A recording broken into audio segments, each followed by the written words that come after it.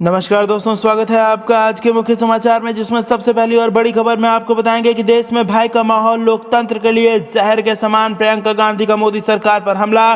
दूसरी बड़ी खबर में जिक्र होगा कि भाजपा ने अपने ही कार्यकर्ताओं से कराई पत्थरबाजी, आम आदमी पार्टी का आरोप, शेयर की किसानों से भिड़ने वालों की तस्वीर। तीसरी बड़ी खबर में आपको बताएंगे कि शिवसेना का तंज, मोदी शासन में नोटबंदी से लॉकडाउन तक के फैसले हुए, लेकिन अन्ना हजारे ने करवट भी नहीं बदली। तो दोस्तों, अन्ना हजारे पर तंज किया है शिवसेना ने। हर एक खबर की गहराई में आपको ले जाएंगे, लेकिन उससे पहले अगर आप भी देश के किसानों के साथ खड़े हैं तो आप अभी इस वीडियो को लाइक कीजिए और इस लाल बटन को दबा के इस चैनल को फ्री में सब्सक्राइब करके घंटी बजाकर कमेंट में लिखिए जय हिंद। दोस्तों, रुक करते हैं तमाम बड़ी खबरों की तरफ। देश में भय का माहौल, लोकतंत्र के लिए जहर के समान, प्रियंका गांधी। जी हां दोस्तों, 26 जनवरी को किसानों की ट्रैक्टर परेड के दौरान हुई हिंसा के सिलसिले में गलत खबर फैलाने के आरोप में नोएडा पुलिस ने कांग्रेस सांसद शशि थरूर व 6 पत्रकारों समेत 8 लोगों के खिलाफ राजद्रोह तथा अन्य आरोपों में मामला दर्ज किया है। कांग्रेस महासचिव प्रियंका गांधी ने इसकी आलोचना की है। प्रियंका गांधी ने कहा कि जनप्रतिनिधियों और पत्रकारों को भाजपा सरकार की ओर से धमकाने का चलन खतरनाक है। उन्होंने कहा कि भाजपा सरकार द्वारा पत्रकारों एवं जनप्रतिनिधियों को FIR कर धमकाने का चलन बहुत ही खतरनाक है। लोकतंत्र का सम्मान सरकार की मर्जी नहीं बल्कि उसका दायित्व है। भय का माहौल लोकतंत्र के लिए जहर के समान है। प्रियंका गांधी ने ट्वीट किया, भाजपा सरकार द्वारा पत्रकारों एवं जनप्रतिनिधियों को प्राथमिकी दर्ज कर धमकाने का चलन बहुत ही खतरनाक है। लोकतंत्र का सम्मान सरकार की मर्जी नहीं बल्कि उसका दायित्व है। भय का माहौल लोकतंत्र के लिए कहर के समान है। उन्होंने आरोप लगाया, भाजपा सरकार ने वरिष्ठ पत्रकारों व जनप्रतिनिधियों को धमकाने के लिए प्राथमिकी दर्ज करके लोकतंत्र की मर्यादा को तार तार किया है। रुक करते हैं अगली खबर की तरफ। भाजपा ने अपने ही कार्यकर्ताओं से करवाई पत्थरबाजी, आपका आरोप, शेयर की किसानों से भिड़ने वाले की तस्वीरें। जी हां दोस्तों, केंद्र के 3 कृषि बिलों के खिलाफ सिंघू बॉर्डर पर जमे किसानों पर शुक्रवार को स्थानीय भीड़ ने पत्थरबाजी कर दी। जवाब में आंदोलन कर रहे किसान भी भिड़ गए। इसके चलते पुलिस को लाठीचार्ज करना पड़ा और आंसू गैस के गोले छोड़ने पड़े। इस बीच किसानों के साथ झड़प पर आम आदमी पार्टी ने बड़ा दावा किया है। पार्टी ने कहा कि किसानों पर पत्थरबाजी करने वालों में भाजपा के लोग शामिल हैं। अपने दावे के समर्थन में आपने एक शख्स की कई तस्वीरें शेयर की है। एक तस्वीर में शख्स कथित तौर पर किसानों के खिलाफ नारेबाजी करता हुआ और धरना स्थल पर खड़ा मालूम होता है। दूसरी तस्वीर में वो भाजपा का झंडा थामे हुए हैं। एक तस्वीर में दिल्ली भाजपा के पूर्व अध्यक्ष मनोज तिवारी को फूलों का गुलदस्ता देते हुए नजर आता है। आखिरी तस्वीर शख्स के ट्विटर हैंडल की है। इसमें उसने अपना नाम प्रदीप खत्री बताते हुए बायो में लिखा है, जिला प्रभारी, किसान मोर्चा दिल्ली, भारतीय जनता पार्टी। ये चारों तस्वीरें शनिवार को ट्वीट करते हुए आपने कहा, पत्थरबाजी करने वाला स्थानीय भाजपा ही असली देशद्रोही है। बता दें, स्थानीय निवासी होने का दावा कर रहे लोगों का समूह सिंघू बॉर्डर को खाली कराने के लिए वहां पहुंचा था। इन लोगों ने आरोप लगाया कि इन्होंने गणतंत्र दिवस पर ट्रैक्टर परेड के दौरान राष्ट्रीय ध्वज का अपमान किया। डंडों से लैस स्थानीय लोगों का समूह प्रदर्शन स्थल पर पहुंचा और किसानों के खिलाफ नारे लगाते हुए उनसे वहां से जाने को कहा। दोनों पक्षों ने एक दूसरे पर पथराव भी किए। सिंघू बॉर्डर प्रदर्शन स्थल पर काफी हद तक बाहर से प्रवेश रोका गया है, लेकिन स्थानीय लोगों का प्रतिरोध करने के लिए बड़ी संख्या में प्रदर्शनकारी वहां आ रहे थे। रुख करते हैं अगली खबर की तरफ। शिवसेना का तंज, मोदी शासन में नोटबंदी से लॉकडाउन तक फैसले हुए, लेकिन अन्ना ने करवट भी नहीं बदली। जी हां दोस्तों, शिवसेना ने अपने मुखपत्र सामना में सामाजिक कार्यकर्ता अन्ना हजारे का अनिश्चितकालीन अनशन की घोषणा के कुछ घंटों बाद रद्द किए जाने पर तंज कसते हुए कहा कि अब उनको बताना चाहिए कि वो किसान के साथ हैं या सरकार के साथ हैं। संपादकीय में लिखा गया है, मनमोहन सिंह के प्रधानमंत्री रहते अन्ना 2 बार दिल्ली आए और उन्होंने जोरदार आंदोलन किया। इस आंदोलन की मशाल में तेल डालने का काम तो भाजपा कर रही थी, लेकिन विगत 7 वर्षों में मोदी शासन में नोटबंदी से लॉकडाउन तक कई निर्णयों से जनता बेजार हुई, लेकिन अन्ना ने करवट भी नहीं बदली। सामना में कहा गया कि अन्ना को आंदोलन सिर्फ कांग्रेस के शासन में करना है क्या? अन्ना द्वारा अनशन का अस्त्र बाहर निकालना और बाद में उसे म्यान में डाल देना, ऐसा इससे पहले भी हो चुका है, इसलिए अभी भी हुआ तो उसमें अनपेक्षित जैसा कुछ नहीं था।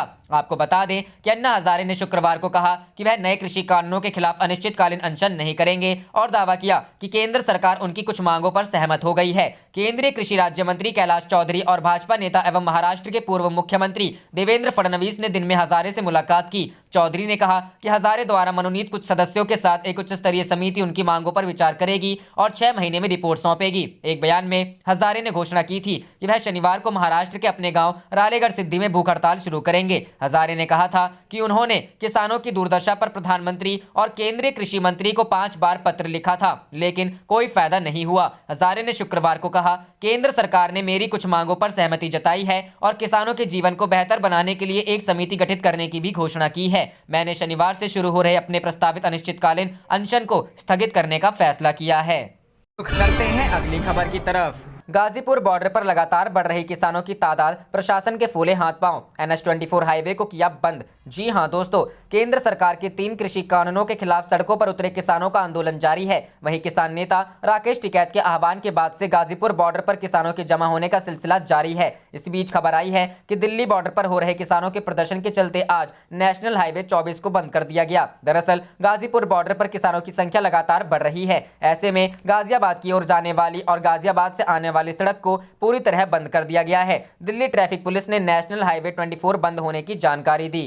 रुख करते हैं अगली खबर की तरफ। गांधी जी ने कहा था, क्रूर होता है जनता की राय की अवहेलना करने वाला शासक, अन्यायपूर्ण कानून हिंसा का एक रूप। प्रियंका। जी हां दोस्तों, कांग्रेस महासचिव प्रियंका गांधी ने राष्ट्रपिता महात्मा गांधी की पुण्यतिथि पर उनके कथनों के जरिए केंद्र की मोदी सरकार पर निशाना साधा। गांधी जी के कथन के जरिए उन्होंने इशारों में कृषि कानूनों को गलत बताया। प्रियंका गांधी ने ट्वीट कर कहा, गांधी जी ने कहा था, जनता की राय की अवहेलना करने वाला शासक क्रूर होता है और कोई भी अन्यायपूर्ण कानून अपने आप में हिंसा का एक रूप है। गांधी जी की हत्या उनके विचारों की हत्या के उद्देश्य से भी की गई थी, लेकिन गांधी जी का सत्याग्रह आज पूरे भारत की ताकत है, वह हमारा दायित्व भी। प्रियंका गांधी से पहले कुछ इसी तरह का ट्वीट कांग्रेस के पूर्व अध्यक्ष राहुल गांधी ने भी किया। उन्होंने भी महात्मा गांधी के कथन को ट्वीट कर कहा, सत्य लोगों के समर्थन के बिना भी खड़ा रहता है, वह आत्मनिर्भर है। महात्मा गांधी। बापू की पुण्यतिथि पर विनम्र श्रद्धांजलि। नाथूराम गोडसे ने 30 जनवरी 1948 को उस समय महात्मा गांधी का सीना गोलियों से छलनी कर दिया था, जब वह दिल्ली के बिड़ला भवन में शाम के समय प्रार्थना सभा से उठ रहे थे। गोडसे ने अपनी सेमी ऑटोमेटिक पिस्टल से एक के बाद एक 3 गोलियां मारकर बापू की हत्या कर दी थी। उनकी हत्या के बाद गोडसे को फौरन गिरफ्तार कर लिया गया था। 15 नवंबर 1949 को नाथूराम गोडसे को फांसी की सजा सुनाई गई। शहीदी दिवस को राष्ट्रपिता महात्मा गांधी की पुण्यतिथि के रूप में भी मनाया जाता है। रुख करते हैं अगली खबर की तरफ। बापू की पुण्यतिथि पर राहुल गांधी का ट्वीट, सत्य लोगों के समर्थन के बिना भी खड़ा रहता है, वह आत्मनिर्भर है। जी हां दोस्तों, राष्ट्रपिता महात्मा गांधी की आज 73वीं पुण्यतिथि है। इस मौके पर पूरा देश उन्हें याद कर रहा है। बापू की पुण्यतिथि पर कांग्रेस के पूर्व अध्यक्ष राहुल गांधी ने उन्होंने याद करते हुए एक वीडियो ट्वीट किया है। राहुल गांधी ने वीडियो शेयर करते हुए बापू के कथन को लिखा, सत्य लोगों के समर्थन के बिना भी खड़ा रहता है, वह आत्मनिर्भर है। महात्मा गांधी। बापू की पुण्यतिथि पर विनम्र श्रद्धांजलि। राहुल गांधी ने जिस वीडियो को शेयर किया है उसमें उनके पिता और देश के पूर्व प्रधानमंत्री राजीव गांधी भी नजर आ रहे हैं। राहुल ने कुछ दिन पहले भी किसान आंदोलन को लेकर महात्मा गांधी के एक कथन का हवाला देते हुए ट्वीट किया था, विनम्र तरीके से आप दुनिया हिला सकते हैं। महात्मा गांधी। एक बार फिर मोदी सरकार से अपील है कि तुरंत कृषि विरोधी कानून वापस लिए जाएं। रुख करते हैं अगली खबर की तरफ। किसान नेताओं ने की इंटरनेट सेवा बहाल करने की मांग, नहीं करने पर दी आंदोलन को तेज करने की धमकी। जी हां दोस्तों, 3 कृषि कानूनों को निरस्त करने की मांग को लेकर 66 दिनों से किसान सिंघू, टिकरी और यूपी बॉर्डर पर लगातार प्रदर्शन कर रहे हैं, जिसके मद्देनजर हरियाणा की बीजेपी सरकार ने तत्काल प्रभाव से 17 जिलों में इंटरनेट सेवा पर रोक लगा दी। दिल्ली NCR में किसानों के प्रदर्शन स्थलों के आसपास के इलाकों में इंटरनेट सेवा बंद कर दी गई है। इंटरनेट सेवा रोके जाने से तिलमिलाए किसानों ने अब सरकार को इसके लिए प्रदर्शन करने की धमकी दी है। क्रांतिकारी किसान संगठन के नेता दर्शन पाल ने सरकार से अपील की है कि इन इलाकों में इंटरनेट सेवा बहाल की जाए, नहीं तो किसान इसके खिलाफ विरोध प्रदर्शन करेंगे। किसान नेता दर्शन पाल ने मीडिया से बातचीत में कहा, हम उन जगहों पर इंटरनेट सेवा बहाल करने की मांग करते हैं जहां किसानों का आंदोलन चल रहा है। अगर इंटरनेट सेवा बहाल नहीं की गई तो हम देश भर में इसके खिलाफ धरना प्रदर्शन करेंगे। गणतंत्र दिवस हिंसा के बाद रोक दी गई थी इंटरनेट सेवा।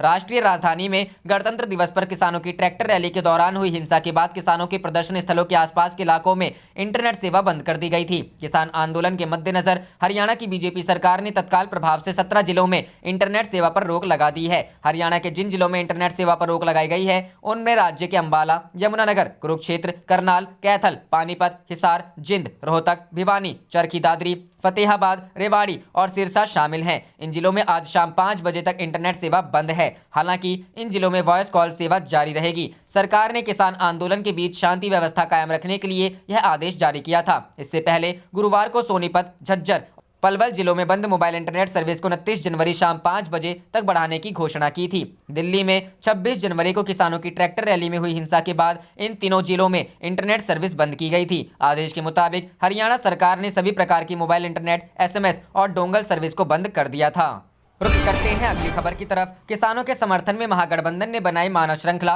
बुद्ध स्मृति पार्क के पास लाइन में लगे तेजस्वी। जी हां दोस्तों, नए कृषि कानूनों के खिलाफ किसानों के आंदोलन को समर्थन देने के लिए बिहार भर में आज महागठबंधन ने मानव श्रृंखला बनाई। इस दौरान नेता प्रतिपक्ष तेजस्वी यादव खुद बुद्ध स्मृति पार्क के पास मानव श्रृंखला में खड़े रहे। इस दौरान हजारों की संख्या में लोगों ने सड़क किनारे खड़े होकर मानव श्रृंखला बनाई। इस दौरान कांग्रेस नेता अजीत शर्मा, राजद के प्रदेश अध्यक्ष जगदानंद सिंह, राजद नेता श्याम रजक ने भी तेजस्वी यादव के साथ बुद्ध स्मृति पार्क के पास मानव श्रृंखला बनाई। मानव श्रृंखला के दौरान बड़ी संख्या में वाम दल के कार्यकर्ताओं ने भी भाग लिया। लाल झंडा हाथों में लिए पटना के डाक बंगला चौराहा पर भी बड़ी संख्या में वाम दल के कार्यकर्ता खड़े दिखे। कोरोना गाइडलाइन को देखते हुए लोगों को बिना हाथ पकड़े 2 गज की दूरी पर खड़े रहने की सलाह दी गई है। मानव श्रृंखला में महागठबंधन में शामिल सभी पार्टियों ने हिस्सा लिया। वहीं 30 जनवरी को महात्मा गांधी की पुण्यतिथि है। इसे लेकर कांग्रेस के प्रदेश प्रभारी भक्त चरण दास ने मोतिहारी के गांधी आश्रम में मानव श्रृंखला में हिस्सा लिया। आप देख रहे थे आपका अपना चैनल जय हिंद जय भारत।